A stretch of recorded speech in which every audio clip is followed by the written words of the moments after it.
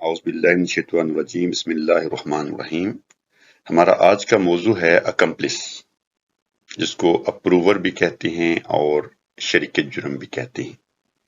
शरीक जुर्म को किस तरह माफी मिल सकती है और उसने कौन कौन सी कंडीशंस को पूरा करना होता है जिससे उसको माफी मिल सके, और अगर वो उन कंडीशंस को पूरा नहीं होता तो फिर कोर्ट उसके साथ क्या करेगी, और अगर वो कंडीशंस को पूरा करता है तो फिर कोर्ट उसके साथ क्या करेगी। आज हम ये सारा अकम्प्लिस का टॉपिक जो है ये आपके सामने रखते हैं। सेक्शन 337 जो है ये tender of pardon to accomplice, यानी कि शरीके जुर्म को माफी देने से मुतल्लिक है।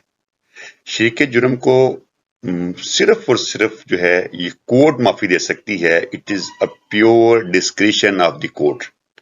किसी शख्स को खुद से अपने आप को अकम्प्लिस बनाने का कोई राइट नहीं है।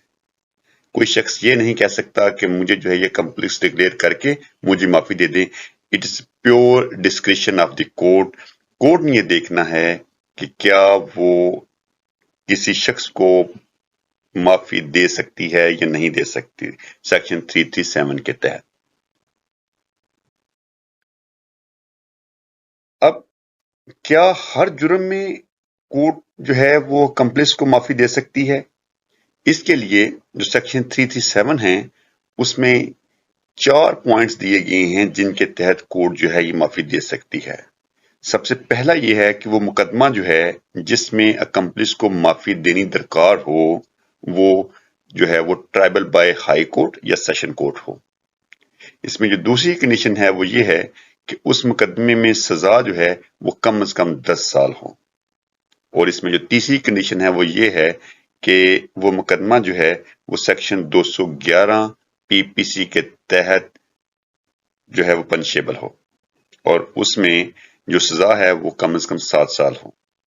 और इसमें जो पॉइंट नंबर 4 है वो ये कहता है कि अगर कोई मुकदमा सेक्शन 216 ए से मुतल्लिक है, 369, 401, 435 और 477 ए पीपीसी का है तो फिर अकम्प्लिस को माफी दी जा सकती है। इनके अलावा किसी दीगर जुर्म में किसी भी मुल्ज़म को अप्रूवर या अकम्प्लिस डिक्लेयर करके उसको माफी नहीं दी जा सकती। कोर्ट सिर्फ उस शख्स को पार्डन ग्रांट करेगी जो किसी न किसी तरह डायरेक्टली या इनडायरेक्टली उस ऑफेंस से मुताल्लिक हो और उसके पास कोई ऐसी एविडेंस हो जिससे जो कोर्ट जो है वो हकीकी नतीजे पर पहुंच सके। उस शख्स को ही कोर्ट जो है वो पार्डन ग्रांट करेगी। किसी अजनबी शख्स को जो है वो कोर्ट पार्डन ग्रांट नहीं करती। अकम्प्लिस के लिए माफी हासिल करने के लिए एक जरूरी कंडीशन है। अगर वो उस कंडीशन को पूरी करेगा तो कोर्ट उसको पार्डन ग्रांट करेगी, और वो कंडीशन ये है कि जो अकम्प्लिस होगा उसके नॉलेज में उस जुर्म से रिलेटेड जितने भी हकायक हैं वो सारे के सारे उसने कोर्ट के सामने बिल्कुल ट्रू शक्ल में पेश करने होंगे कि उसमें कौन कौन लोग इन्वॉल्व थे और किस बंदे का क्या कसूर था या क्या करैक्टर था या उसने क्या उसमें एक्टिव पार्टिसिपेट किया।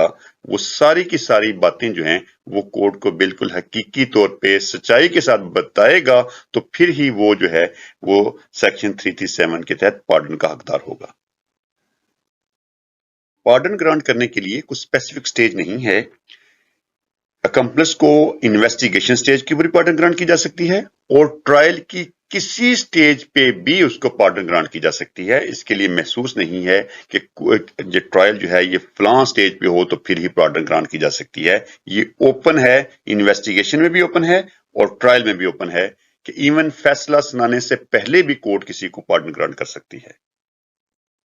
हर्ट और कत्ल केस में किसी भी अकम्प्लिस को पार्डन ग्रांट करने के लिए विक्टिम या लीगल हेयर से इजाजत लेना जरूरी होती है। हर्ट और कत्ल केस में विक्टिम और उनके लीगल हेयर्स की इजाजत के बगैर किसी भी अकम्प्लिस को पार्डन ग्रांट नहीं की जा सकती, तो इसके लिए कोर्ट जो है वो उनसे परमिशन मांगती है। अब चंद कंडीशंस हैं। जब तक अप्रूवर उनको तस्लीम नहीं करेगा उस वक्त तक उसको पार्डन ग्रांट नहीं की जाएगी, जिसमें सबसे पहले यह है कि जो कंडीशंस दी गई हैं जिनके ऊपर जो है वो पार्डन ने काम करना है, जिनके ऊपर पार्डन ने अमल करना है, क्या वो उसने तस्लीम कर ली हैं। क्या उनको उन कंडीशंस की समझ आ गई है? क्या उसने उनको अपनी आजाद मर्जी से कबूल किया है या रिफ्यूज किया है? क्या वो जो कंडीशंस थी जिनको उसने कबूल करना था वो उसके पूरे नॉलेज में आ गई हैं, उसकी उसको अंडरस्टैंडिंग है? और आखिर में ये है कि ये उस अप्रूवर के लिए ओपन होगा, उसकी चॉइस होगी कि वो इसको तस्लीम करता है या रिफ्यूज करता है। अगर वो इसको तस्लीम करता है तो फिर कोर्ट जो है वो ज़ाहिर आगे बढ़ जाएगी, अदरवाइज फिर उसका जो है अगर वो उसको इनकार करता है, वो कहता है कि नहीं, मैं अपने ऊपर ये दब्बा नहीं लगवा सकता कि मुझे जो है वो अप्रूवर कहा जाए या वादा माफ गुआ कहा जाए, और मैं जो है अपना ट्रायल करवाना चाहता हूं, तो फिर कोर्ट उसको उसी तरह जिस तरह के पहले उसका ट्रायल चल रहा था उसको जेंटली उस ट्रायल में ऐड कर लेंगे और उसका ट्रायल आगे बढ़ जाएगा। कंप्लेक्स को माफी देने वाला हुक्म जो है ये ज़बानी नहीं होगा बल्कि तहरीरी होगा, और जिसमें कोर्ट जो है वो तमाम रीजंस बयान करेगी जिन रीजंस की बुनियाद के ऊपर उस कंप्लेक्स को माफी दी जा रही है, और फिर उस ऑर्डर की एक कॉपी जो है वो मुल्जम को दी जाएगी एज अ प्रूफ। जैसे ही किसी मुल्जम को माफी दी जाती है और वो उस माफी को तस्लीम कर लेता है और कोर्ट उसके ऊपर एक तहरीरी हुक्मनामा जारी फरमा देती है, तो फिर उस एक्यूज की पोजीशन जो है वो बिल्कुल खत्म हो जाएगी और फिर उसको उस मुकदमे में विटनेस ट्रीट किया जाएगा।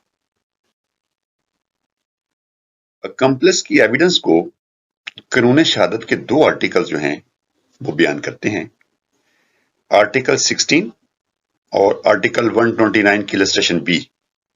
आर्टिकल 16 यह कहता है कि complex is a competent witness, उसकी एविडेंस की बुनियाद के ऊपर जो है अगर सजा दी जाए तो वो इलीगल नहीं होगी, जबकि आर्टिकल 129 की इलस्ट्रेशन बी ये कहती है कि जो अकम्प्लिस है वो अनवर्दी ऑफ क्रेडिट विटनेस है, यानी कि उसकी एविडेंस जो है वो कोई मयार नहीं रखती अनटिल के उसकी एविडेंस जो है वो बकिया एविडेंस से करैबोरेट ना करती हो। ये दोनों कंट्राडिक्टरी।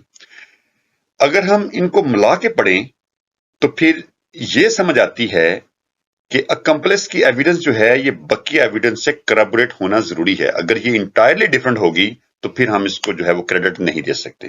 तो अकम्प्लिस की एविडेंस को क्रेडिट देने के लिए जरूरी है कि उसकी एविडेंस बाकी एविडेंस से कोलैबोरेट करती हो, यानी कि उससे मुताबिकत रखती हो, उसके मुताबिक हो। अकम्प्लिस की एविडेंस जो है ये दो तरह की हो सकती है, एक को हम इनकल्पेटरी एविडेंस कहते हैं और दूसरे को एक्सकल्पेटरी एविडेंस कहते हैं। इनकल्पेटरी एविडेंस ये होती है कि जिसमें अप्रूवर जो है वो अपनी इन्वॉल्वमेंट को तस्लीम करता है और सारे हकाइक कोर्ट के सामने रखता है कि जिसमें उसका कितना कसूर था और बाकी लोगों का कितना कसूर था।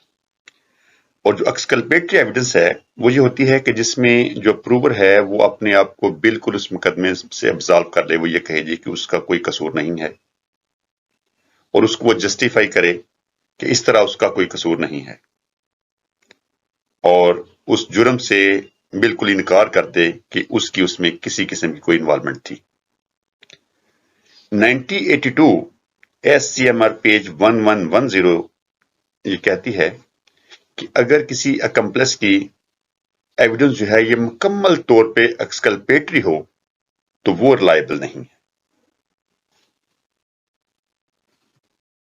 जब किसी कंप्लेक्स को कोर्ट जो है ये माफी दे देती है तो फिर उस कोर्ट के पास ये इख्तियार नहीं है कि वो सब्सिक्वेंटली उस पार्डन को विड्रॉ करे,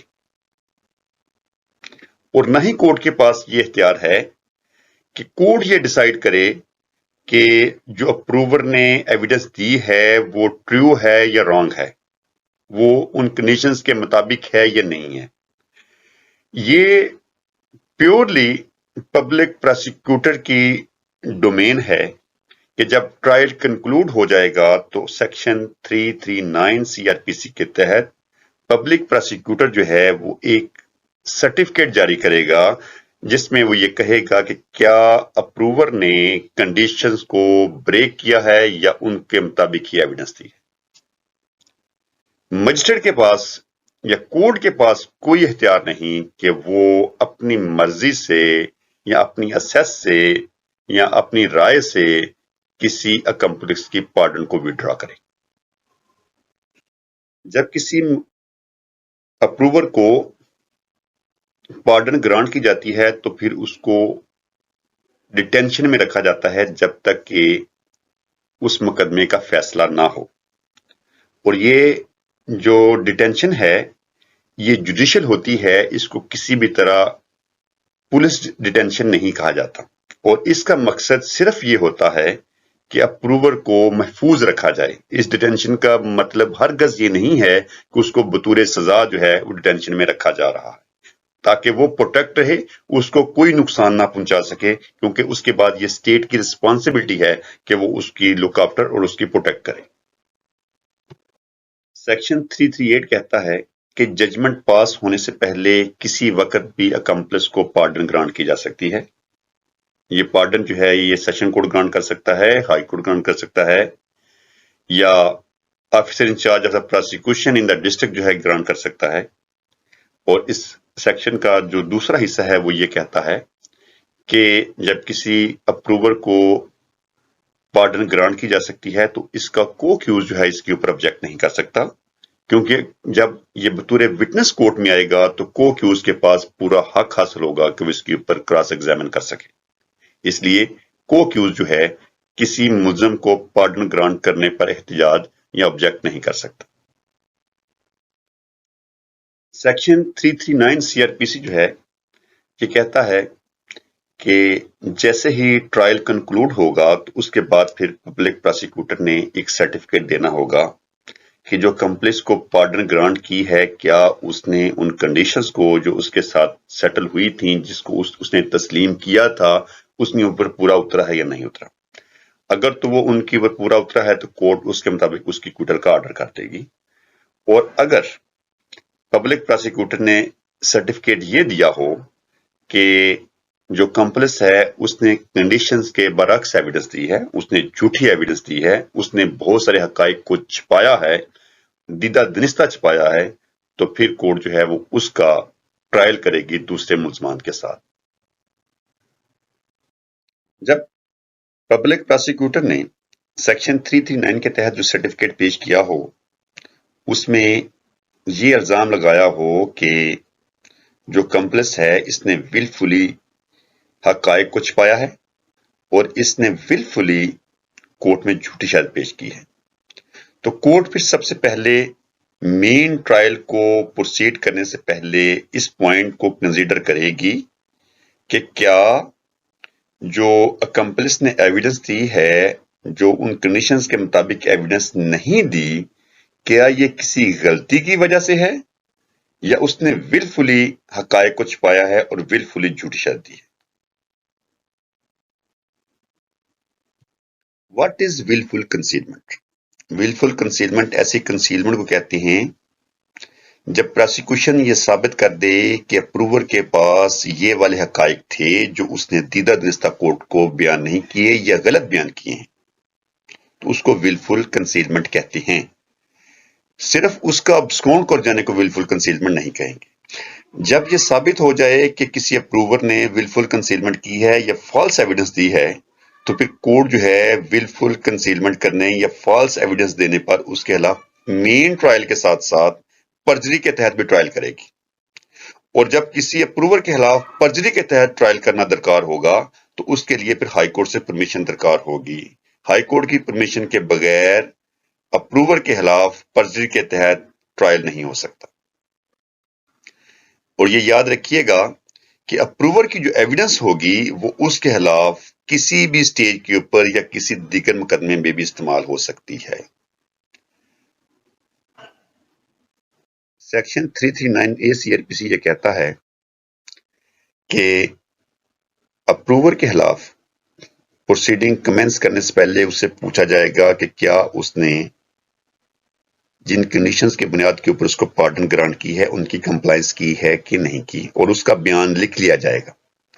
अगर वो ये कहता है कि मैंने दीदा दिनिस्ता हकाइक को छिपाया है, मैंने झूठी शहादत दी है, तो ज़ाहिर है कोर्ट उसको पर्जरी के तहत सजा दे देगी। और अगर वो ये कहता है कि नहीं, میں نے جن کنڈیشنز کی بنیاد کے اوپر مجھے پارڈن گرانٹ کی گئی اس کے مطابق ہی ایویڈنس دی ہے، میں نے کسی قسم کا کوئی حقائق نہیں چھپایا۔ اور پھر اس کے بعد ظاہر ہے کہ میٹر ایویڈنس میں چلا گیا، اور اب یہ پروسیکیوشن کے اوپر ہے کہ وہ یہ ثابت کرے کہ اپروور نے جن کنڈیشنز کے اوپر اس کو پارڈن گرانٹ کی گئی تھی اس کے مطابق اس نے ایویڈنس نہیں دی۔